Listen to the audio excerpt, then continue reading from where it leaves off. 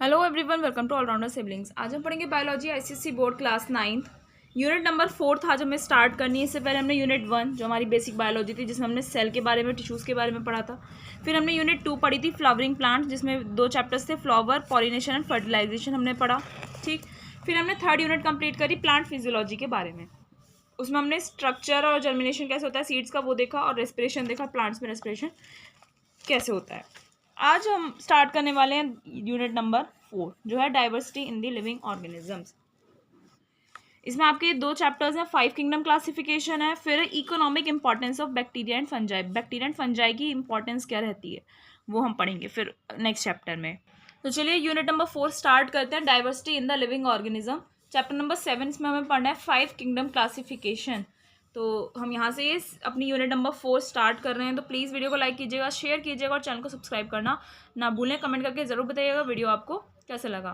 तो चलिए स्टार्ट करते हैं। इस चैप्टर में हम पढ़ने वाले हैं 5 किंगडम क्लासिफिकेशन। मेन कैरेक्टरिस्टिक्स पढ़ेंगे हर किंगडम के, ठीक है, एग्जाम्पल्स के साथ। मोनेरा, प्रोटिस्टा, फंजा, ये सब क्या होते हैं। प्लांटे के बारे में पढ़ेंगे, उसमें भी कैटेगरीज होती हैं, Thallophyta, bryophyta, pteridophyta and Spermatophyta. Animalia में होते हैं नॉन कॉर्डेट्स, पॉरीफेरा से काइनोडर्मेटा तक पढ़ेंगे। फिर आते हैं आपके कॉर्डेट्स, इसमें 5 क्लासेस आती हैं, वो सब हम ये सारे टॉपिक्स इस चैप्टर में कंप्लीट करने वाले हैं। तो सबसे पहले पढ़ते हैं बायोलॉजिकल डाइवर्सिटी, या फिर आप बोल सकते हैं बायोडाइवर्सिटी क्या चीज़ होती है। एवरी ऑर्गेनिज्म, जो भी ऑर्गेनिज्म है, चाहे प्लांट हो या एनिमल हो, it is unique in itself, अपने आप में एक यूनिक ऑर्गेनिज्म होता है, ठीक है। सबके अपने खुद के फीचर्स होते हैं, सब एक से नहीं होते हैं ना, तभी तो बायोलॉजिकल डाइवर्सिटी बोलते हैं इसी चीज़ को। There is a wide diversity, यानी कि अलग अलग होते हैं। वाइड डाइवर्सिटी है फ्लोरा में, ठीक है, प्लांट्स को फ्लोरा बोलते हैं, एंड फौना में, एनिमल्स में, ठीक है। प्लांट्स और एनिमल्स में बहुत सारी डाइवर्सिटी हमें देखने को मिलती है। The diverse forms of life differ from one another in various aspects. Life की जो डाइवर्स फॉर्म्स हैं, जो अलग अलग फॉर्म्स हैं, वो एक दूसरे से अलग अलग एस्पेक्ट्स में अलग होती हैं। जैसे एक्सटर्नल अपीयरेंस प्लांट्स का अलग होता है, एनिमल्स का अलग होता है। और हम प्लांट्स की भी बात करें तो हर प्लांट का अपीयरेंस अलग होता है, ऐसे ही हर एनिमल का अपीयरेंस अलग होता है, यानी कि दिखने में कैसा है, साइज़ अलग होता है, कलर है, पैटर्न है, अंदरूनी स्ट्रक्चर है, बिहेवियर है, ठीक है, मोड ऑफ न्यूट्रिशन है, यानी कि खाना किस तरीके से खाते हैं, मोड ऑफ रिप्रोडक्शन है, हैबिटेट है, यानी कि जिस एरिया में रह रहे हैं वो चीज़ें कैसी हैं। तो सभी की ये चीज़ें अलग अलग होती हैं, ठीक। The source of this diversity is the result of 3.5 billion years of evolution. ये जो डाइवर्सिटी आई ये कहाँ से आई, क्योंकि अर्थ में इवोल्यूशन हुआ था, यानी कि अर्थ में चेंजेस आए 3.5 बिलियन साल तक, तब ये diversity I. The process of gradual change during which new species arise from older species. इस 3.5 बिलियन ईयर्स में क्या हुआ, ओल्डर स्पीशीज से न्यू स्पीशीज क्या हुई, प्रोड्यूस हुई, ओल्डर स्पीशीज से न्यू स्पीशीज बनी। इवोल्यूशन रिजल्ट्स इन, इस इवोल्यूशन की वजह से, कौन सा इवोल्यूशन, ओल्डर से न्यू स्पीशीज बन रही है, इस इवोल्यूशन की वजह से vast number of different adaptations for survival and reproduction. Evolution की वजह से बहुत सारे अलग अलग तरह के अडेप्टेशंस देखने को मिले, जिससे सर्वाइव कर सके कोई भी ऑर्गेनिज्म और रिप्रोड्यूस भी कर सके। It has been proved that complex organisms evolve from simple ones by slow and gradual changes. और ये भी प्रूव किया जा चुका है कि जो कॉम्प्लेक्स ऑर्गेनिजम्स होते हैं, यानी कि जिनका स्ट्रक्चर कॉम्प्लेक्स होता है, कॉम्प्लिकेटेड होता है, वो ऑर्गेनिजम्स सिंपल ऑर्गेनिज्म से प्रोड्यूस होते हैं। बस उनमें क्या होता है, धीरे और ग्रेजुअल, यानी कि कंटिन्यूस चेंजेस होते रहते हैं, तब वो आपका ऑर्गेनिज्म बनता है। कौन सा, complex organism. Currently 1.8 million species of different organisms are known today. आज की डेट में अगर हम बात करें तो 1.8 मिलियन स्पीशीज हमें पता है अलग अलग ऑर्गेनिज्म की। About 1 million currently known species are insects. इनमें से अबाउट 1 मिलियन क्या हैं आज की डेट में, इंसेक्ट्स हैं। Flowering plants, ferns, club mosses, mosses, lichens, fungi and algae comprise over 35% of all known species on the earth. यानी कि 1.8 का अगर आप 35% निकालेंगे तो वो कितना है, ये सब चीज़ें कवर करती हैं। Flowering plant, ferns, club masses, lichens, fungi, algae, ये सब चीज़ आती हैं। अराउंड 5000 मैमल स्पीशीज़ हैं, और बाकी की क्या है, कितनी, 5000 मैमल्स की स्पीशीज़ है, जिसमें ह्यूमन बींग्स भी आते हैं और एनिमल्स भी आते हैं। बायोडाइवर्सिटी क्या चीज़ होती है, अब बायोडाइवर्सिटी बोलो या बायोलॉजिकल डाइवर्सिटी बोल सकते हैं। It refers to the variety and variability of life on the earth. Earth पर जितने भी जिंदगियां हैं उनमें जो वैरायटी होती है और वेरिएबिलिटी होती है, यानी कि अलग अलग वेराइटीज़ होती हैं, उसी को हम बायोडाइवर्सिटी बोलते हैं। This can refer to genetic variations हो सकते हैं, इकोसिस्टम वेरिएशन हो सकता है, स्पीशीज़ वेरिएशन हो सकते हैं किसी भी एरिया में, बायोम में या फिर प्लैनेट में, ठीक है। बायोडाइवर्सिटी जैसे जेनेटिक वेरिएशन यानी कि जीन्स अलग हैं सबकी, है ना, तो बायोलॉजिकल डाइवर्सिटी हो गई। इकोसिस्टम कैसा है उनका आसपास का एरिया, जिस सिस्टम में वो रहते हैं, वो स्पीशीज़ वेरिएशन होती हैं, यानी कि जैसे एनिमल्स होते हैं तो एनिमल्स में अलग अलग स्पीशीज़ हो गई ना बहुत सारी, तो वो जो चीज़ें इन्हीं को हम बोलते हैं बायोलॉजिकल डाइवर्सिटी। ये जो टर्म था बायोडाइवर्सिटी, ये वॉल्टर जी रोजन थे, उन्होंने दिया 1986 में। Of all the species that have existed since life began 99.9% are now extinct. जब से लाइफ की शुरुआत हुई है, all the species that have existed, जो अब तक सारी स्पीशीज़ थी उनमें से 99.9% एक्सटिंक्ट हो चुकी हैं, यानी कि ख़त्म हो चुकी हैं, लुप्त हो चुकी हैं, हमें नहीं पता उनके बारे में कहाँ गई, ठीक है। क्या बोल रहा है, जब से लाइफ हुई यानी कि ज़िंदगी शुरू हुई है, उसमें जितनी भी स्पीशीज़ थी उसमें से 99.9% क्या हो चुकी हैं, एक्सटिंक्ट हो चुकी हैं, ख़त्म हो चुकी हैं। एज स्पीशीज़ डाई आउट, जैसे जैसे स्पीशीज़ मरती है न्यू वंस डेवलप होते हैं। बायोलॉजिकल डाइवर्सिटी जो होती है कॉन्स्टेंटली फिर वो चेंज होती रहती है। Any systematic study on a given plant or animal can be made easier only when the organism is identified as one belonging to a particular group that has some specific characters. अगर आपको किसी भी plant या animal, कोई भी plant या कोई भी एनिमल दे दिया जाए और उसकी आपको सिस्टमेटिक स्टडी करनी है, तो आप उस सिस्टमेटिक स्टडी को ईजी कैसे बना सकते हो, जब आपको ये पता हो कि ऑर्गेनिज्म किस पर्टिकुलर ग्रुप से बिलोंग करता है और उस पर्टिकुलर ग्रुप के आपको कुछ कैरेक्टरिस्टिक्स पता होने चाहिए, तभी आप उस दिए हुए जो आपको गिवन है ना प्लांट या एनिमल, उसके स्टडी कर सकते हो। Vast number of plants and animal species that have been identified and described exhibit a greater deal of variations in their form, structure, mode of life and various other aspects.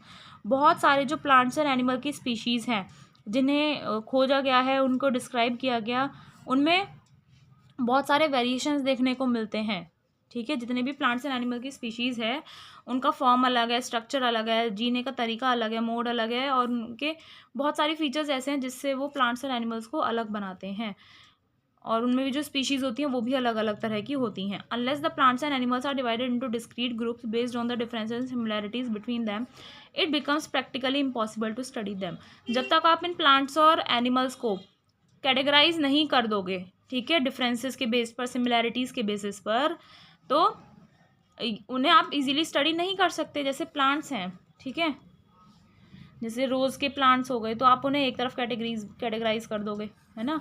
Sunflower हो गया तो आप उसे अलग कर दोगे, तो ये एक ग्रुप बना दिया आपने। अगर आपको सनफ्लावर एक दे दिया जाए तो आपको इसके कैरेक्टरिस्टिक्स पता होनी चाहिए, तभी आप उसे इजीली स्टडी कर सकते हो, है ना, वरना नहीं कर पाओगे। इसी को हम क्या बोलते हैं, क्लासिफिकेशन बोलते हैं। अब हम क्लासिफिकेशन को और थोड़ा डिटेल में देखते हैं क्या होता है। Classification of organism is defined as a system of their arrangement into different groups and sub groups. Classification क्या होता है किसी भी ऑर्गेनिज्म का, अगर आपको करना है तो ये एक सिस्टम होता है कि कैसे उन ऑर्गेनिजम्स को डिफरेंट ग्रुप्स में, और ग्रुप्स के अंदर जो ग्रुप्स होते हैं उन्हें हम सब ग्रुप्स बोलते हैं, तो उन ग्रुप्स में और उन सब ग्रुप्स में कैसे उन ऑर्गेनिजम्स को अरेंज किया जाए, ठीक है। और किस बेसिस पर अरेंज करते हैं, सिमिलैरिटीज़ और डिससिमिलैरिटीज़ के बेसिस पर। उनका डिससिमिलैरिटी या सिमिलैरिटी किस चीज़ में होगी, उनका स्ट्रक्चर कैसा है, बिहेवियर कैसा है, ऑरिजिन, मॉलिक्यूलर कंपोजिशन, ये सब उनके डिफरेंसेस में आते हैं। एंड इवोल्यूशनरी रिलेशनशिप्स, और उनमें इवोल्यूशनरी रिलेशनशिप कैसा है, यानी कि जो ह्यूमन बीइंग की ऑफस्प्रिंग्स होती हैं, जो न्यू जनरेशन होती है, उन्हें एक ही कैटेगरी में रखेंगे, है ना, बर्ड्स की एक ही कैटेगरी में रखेंगे, तो इस तरीके से इसे बोलते हैं इवोल्यूशनरी रिलेशनशिप कैसा है। इस बेसिस पर किसी भी ऑर्गेनिज्म को ग्रुप्स या सब ग्रुप्स में क्लासीफाई किया जाता है। The science which deals with the identification, classification and nomenclature of organisms is known as taxonomy. Taxonomy क्या चीज़ होती है, वो साइंस की एक ब्रांच होती है टैक्सोनॉमी, जिसमें हम क्या देखते हैं कि ऑर्गेनिजम्स को कैसे आइडेंटिफाई किया जाता है, कैसे पहचाना जाता है, कैसे उन्हें क्लासिफिकेशन किया जाता है, उनका मीन्स कैसे उन्हें ग्रुप्स एंड सब ग्रुप्स में डिवाइड किया जाता है, और उन्हें कैसे नोमेनक्लेचर किया जाता है उनका, यानी कि साइंस में एक नेमिंग टेक्निक होती है, उसी को हम नोमेनक्लेचर बोलते हैं। बायोलॉजिकल नेम्स अब हम आप धीरे धीरे आगे आगे पढ़ेंगे, ठीक है, तो उसी को हम क्या बोलते हैं, टैक्सोनॉमी बोलते हैं। Taxonomy as the name indicates, नाम से ही पता चल रहा है, deals with describing and naming organisms, ठीक है। टैक्सोनॉमी का मीनिंग होता है कि ऑर्गेनिजम्स को डिस्क्राइब करना, उन्हें एक्सप्लेन करना और उनकी नेमिंग करना। वाइल सिस्टमैटिक्स क्या होता है, deals with grouping and arranging the described taxa into a hierarchical classification. Systematic में क्या होता है आपका, जो ये जो टेक्सोनॉमी में आपने टेक्सा मिला, यानी कि जो भी आपको ऑर्गेनिजम्स के नेम मिले, डिस्क्रिप्शन मिला, उन ऑर्गेनिजम्स को ग्रुप करना और उस पूरे सारे ऑर्गेनिजम्स को अरेंज करना। किस चीज़ में अरेंज करना है? एक हायरार्किकल क्लासिफिकेशन में, यानी कि पहले ये आया, फिर ये, फिर ये, फिर ये। इसे हम बोलते हैं हायरार्किकल क्लासिफिकेशन। इस तरीके से अरेंज करने के मेथड को हम बोलते हैं सिस्टमैटिक्स। ये जो वर्ड है टेक्सोनॉमी, ये इंट्रोड्यूस हुआ था 1813 में, और किसने नाम दिया था? कैंडोल थे, इन्होंने ये दिया था। नेक्स्ट टॉपिक आता है इसमें need and bases of classification. अब इस क्लासिफिकेशन की क्या ज़रूरत थी? सिंपल सा एक रीज़न तो यही हो गया, जब 1.8 मिलियन स्पीशीज़ हैं डिफरेंट डिफरेंट ऑर्गेनिजम्स की, तो इतनी सारी स्पीशीज़ को स्टडी करना बहुत डिफ़िकल्ट है, इसीलिए इस क्लासिफिकेशन की ज़रूरत पड़ी। जो सेम कैरेक्टरिस्टिक्स के ऑर्गेनिजम्स होंगे, उन्हें अगर हमने एक ग्रुप में क्या कर दिया? क्लासीफाई कर दिया, ठीक है, एक ही ग्रुप में रख दिया, तो आपको इस सभी के और क्या पता पड़ जाएंगे? कैरेक्टरिस्टिक्स पता पड़ जाएंगे। तो अगर आपसे उसमें से कोई भी कुछ भी पूछ लेता है तो आप उसके बता सकते हो, क्योंकि आपको उस ग्रुप के पता है, तो आप उस ऑर्गेनिज्म के बता सकते हो, इसलिए ये इजी था। अभी हम और देख लेते हैं। बहुत सारे एडवांटेजेस हैं साइंटिफिक ग्रुपिंग के, यानी कि ऑर्गेनिजम्स को क्लासीफाई करना या उनकी साइंटिफिकली ग्रुपिंग करने के बहुत सारे एडवांटेजेस होते हैं। It makes the study of living organisms convenient, easy हो जाती है। क्या हो जाती है? ईजी हो जाती है लिविंग ऑर्गेनिजम्स की स्टडी करना, ठीक है। लिविंग ऑर्गेनिजम्स कितने बताए? 5000 मैमल स्पीशीज हैं। कितनी? 5000 मैमल स्पीशीज, और 1 मिलियन तो इंसेक्ट्स हैं। फिर बताओ कैसे आप स्टडी कर सकते हो? It helps in the clear and specific identification of any given organism. किसी एक पर्टिकुलर ऑर्गेनिज्म का अगर आप क्लासिफिकेशन कर देते हो, तो किसी भी एक पर्टिकुलर ऑर्गेनिज्म की अगर आपको स्टडी करनी है, तो उसका क्लियर और स्पेसिफिक पहचान आपको मिल सकती है, क्योंकि वो उस पर्टिकुलर ग्रुप की पहचान हो जाएगी। जिस ग्रुप में वो ऑर्गेनिज्म इंक्लूड होगा, तो उस ग्रुप के फीचर्स जो होंगे वो उस ऑर्गेनिज्म के भी फीचर्स होंगे। It helps to determine the exact position of the organism in the classification. Classification में वो ऑर्गेनिज्म कहाँ बैठता है, किस पोजीशन पर रहता है, वो भी आप इजीली बता सकते हो। It reveals the inter relationships among various species of organisms. Organisms की जो अलग अलग स्पीशीज होती हैं, उनका आप इंटर रिलेशनशिप भी बता सकते हो कि वो आपस में कैसे जुड़ी हुई हैं। इट इंडिकेट्स द इवोल्यूशनरी और फाइलोजेनेटिक रिलेशनशिप। और ये जो क्लासिफिकेशन होता है, इससे आप इवोल्यूशनरी या फिर फाइलोजेनेटिक रिलेशनशिप्स भी दिखा सकते हैं। कैसे? By establishing gradually increasing complexity of form and structure in different groups of organisms. आप कैसे दिखा सकते हो इवोल्यूशनरी रिलेशनशिप? ऑर्गेनिजम्स के जो डिफरेंट डिफरेंट ग्रुप्स हैं, उन्हें आपको अरेंज करना होगा। कैसे अरेंज करना होगा? उनके फॉर्म और स्ट्रक्चर की कॉम्प्लेक्सिटी को इंक्रीजिंग ऑर्डर में आप अरेंज कर दीजिए, तो आप उसके इवोल्यूशनरी रिलेशनशिप दिखा सकते हैं। यानी कि पहले सिंपल था, फिर कॉम्प्लिकेटेड हो गया, फिर कैसे हुआ, तो ये चीज़ आप दिखा सकते हैं। इसे हम बोलते हैं evolutionary relationship. It also helps in the general study, observation and the organization of all concentrated conservation efforts to preserve the different species that exist in our biodiversity. इस क्लासिफिकेशन की मदद से हम जनरल स्टडी कर सकते हैं, observe कर सकते हैं, और organization of all concentrated conservation efforts, जितने भी कंसंट्रेटेड यानी कि एक जगह फोकस्ड कंजर्वेशन एफर्ट्स हैं, उनकी आप क्या कर सकते हो? ऑर्गेनाइजेशन कर सकते हो, जिससे डिफरेंट स्पीशीज़ को प्रिजर्व किया जाए। कौन सी स्पीशीज़? जो हमारी बायोडाइवर्सिटी में एग्जिस्ट करती हैं, जो प्रेजेंट हैं, उन स्पीशीज़ को। All fields of applied biology like public health, agriculture, environmental biology largely depend on the classification of components of ecosystem, pathogens, disease vectors and pests। जितने भी फील्ड्स हैं अप्लाइड बायोलॉजी के, जैसे पब्लिक हेल्थ है, agriculture है, environmental biology है, ये सभी इकोसिस्टम, पैथोजेंस, डिसीज वेक्टर्स और पेस्ट के डिफरेंट डिफरेंट कंपोनेंट्स पर क्या करते हैं? डिपेंड करते हैं। क्या डिपेंड करते हैं? बायोलॉजी के जितने भी अलग अलग ब्रांचेज हैं, जितनी भी फील्ड्स हैं। आई होप आपको क्लासिफिकेशन की क्या ज़रूरत है और किस बेसिस पे क्लासिफिकेशन किया जाता है, ये आपको समझ में आ रहा है। आगे कंटिन्यू करते हैं chapter. Your next topic is classification and evolution. Classification और इवोल्यूशन। इवोल्यूशन क्या होता है? आपका एक ग्रेजुअल प्रोसेस होता है, ठीक है, यानी कि कॉन्टिन्यूस प्रोसेस होता है। No organism evolved suddenly. इसमें कोई ऐसा नहीं है कि कोई भी ऑर्गेनिज्म अचानक से आके बैठ जाए, नहीं। Classification shows how closely organisms are related with respect to evolution. Classification ये शो करता है कि ऑर्गेनिजम्स इवोल्यूशन के रिस्पेक्ट में कैसे कितने क्लोजली जुड़े हुए हैं। क्लासिफिकेशन से हमें ये पता चलता है। It is based on assumption that each organism has descended from its ancestral type with some modification. ये माना जाता है क्लासिफिकेशन में, ये बेसिस माना जाता है, अज्यूम किया जाता है कि हर एक ऑर्गेनिज्म जो है हैज़ डिसेंडेड, वो आया है उसके एंसेस्ट्रल टाइप से, जैसे हम अपने पूर्वज से आया है हर एक ऑर्गेनिज्म, बस उसमें कुछ चेंजेस हो जाते हैं। हम भी अपने पूर्वजों से ही आए हैं, है ना। जो हमारी जनरेशन चल रही है ये पूर्वजों की तो चल रही है सब, ठीक है। तो ऐसे ही हर ऑर्गेनिज्म अपने एंसेस्ट्रल टाइप से आया है, बस उसमें कुछ मॉडिफिकेशंस हो जाते हैं। चार्ल्स डार्विन एक साइंटिस्ट थे, बायोलॉजिस्ट थे, who describe the idea of evolution in his book. उन्होंने अपनी एक बुक लिखी थी द ओरिजिन ऑफ स्पीशीज़, ठीक है। 1839 में वो बुक पब्लिश हुई थी, उसमें उन्होंने इवोल्यूशन के बारे में बताया था सबसे पहले। Darwin's theory of evolution, evolution में डार्विन की थ्योरी में क्या लिखा हुआ है इस बुक में।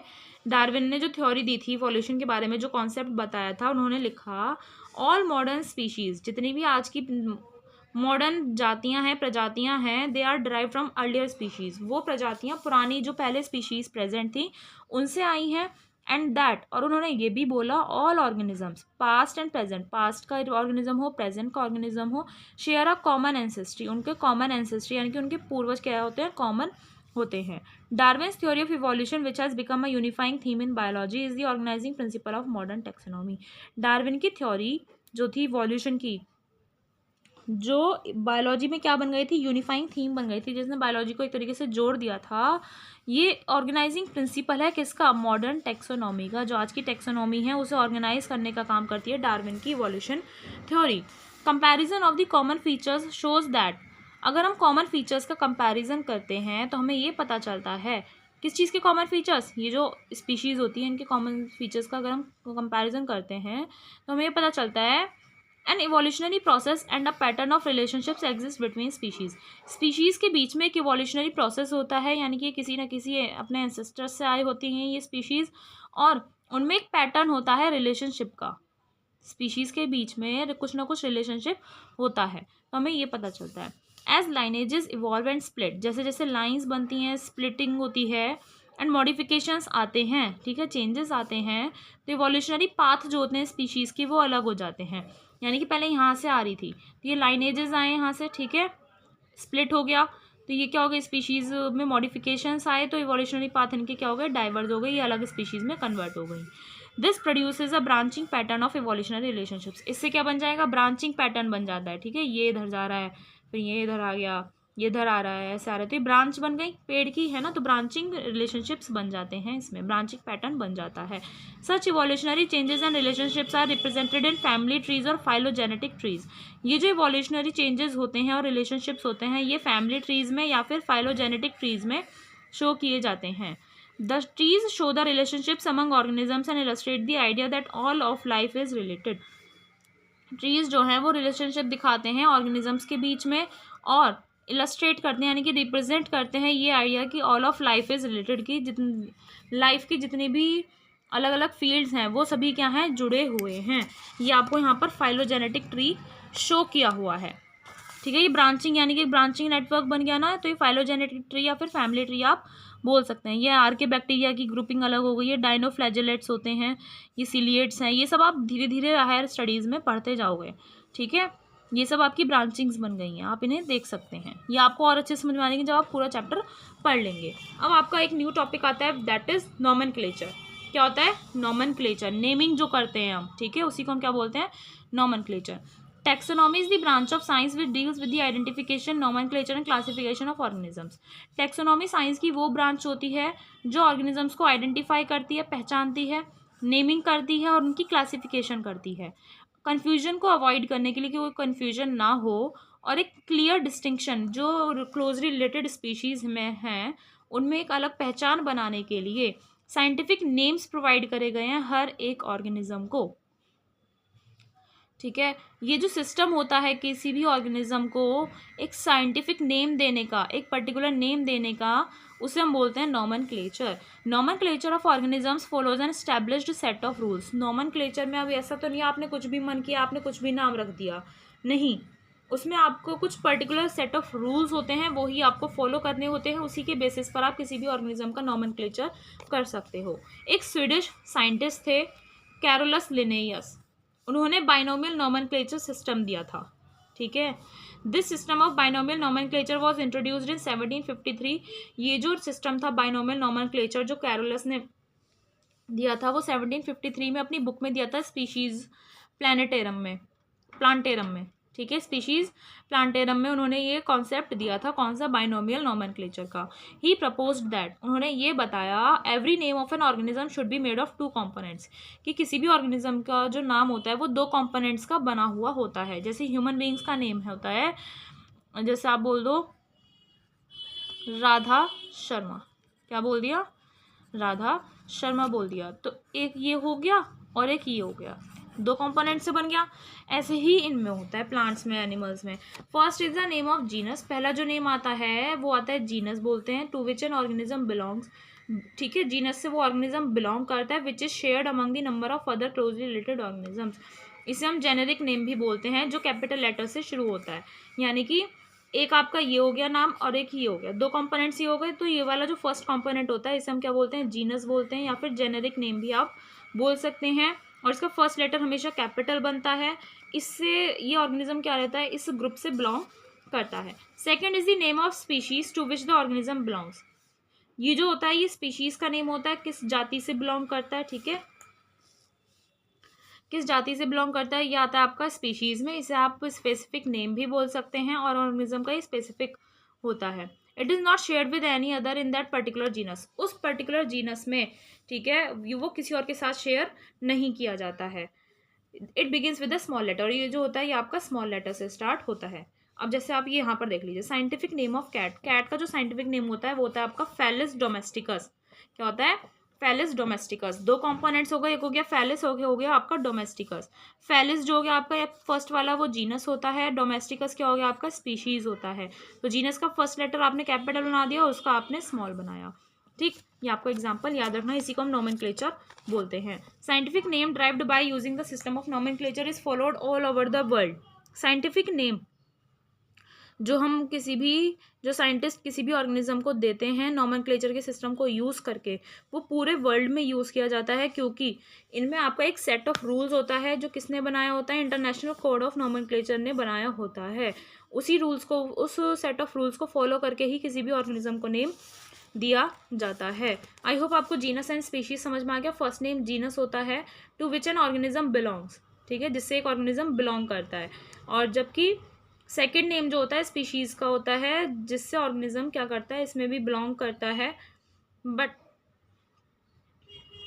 ये जो जीनस का नेम होता है ना, ये दूसरे number of other closely related organism में शेयर किया जाता है, जबकि ये जो आपका स्पीशीज होती है वो ऑर्गेनिज्म का एक स्पेसिफिक नेम होता है, किसी और उस पर्टिकुलर जीनस में किसी और के साथ वो नेम शेयर नहीं किया जाता है। Binomial nomenclature and some common plants and animals, ठीक है, कुछ कॉमन प्लांट्स एंड एनिमल्स के यहाँ पर नेम आपको दिए हुए हैं, ये लर्न कर लीजिएगा। जैसे आपको प्लांट्स में दिया हुआ है pea plant, Pisum sativum, onion plant का एलियम सीपा, मैंगो प्लांट का Mangifera indica, wheat plant Triticum aestivum, banyan tree Ficus benghalensis, soybean का है ग्लाइसिन मैक्स। और एनिमल्स की बात करते हैं तो इंडियन बुल फ्रॉग का होता है राना टिग्रीना, कैट का फेलिस डोमेस्टिकस अभी पढ़ा हमने, डॉग का होता है कैनिस फैमिलियरिस, हाउस फ्लाई का मस्का डोमेस्टिका, कोबरा का नाजा नाजा, और कॉमन कार्प फिश यानी कि सिप्रिनस कार्पियो। तो ये कुछ कॉमन प्लांट्स एंड एनिमल्स के क्या है, बाइनोमियल नोमेनक्लेचर आपको यहाँ पर दिया हुआ है। तो आज हम यही तक करेंगे, नेक्स्ट लेक्चर में मिलेंगे जब हम ये टॉपिक अपना स्टार्ट करेंगे, कौन सा, hierarchy of classification groups. Classification groups की हायरार्की क्या चीज़ होती है, ये हम नेक्स्ट लेक्चर में कंटिन्यू करेंगे। आई होप आपको चैप्टर अच्छे से समझ में आ रहा है। कोई डाउट है तो आप हमसे कमेंट सेक्शन में पूछ सकते हैं। मिलते हैं नेक्स्ट लेक्चर में। Thank you.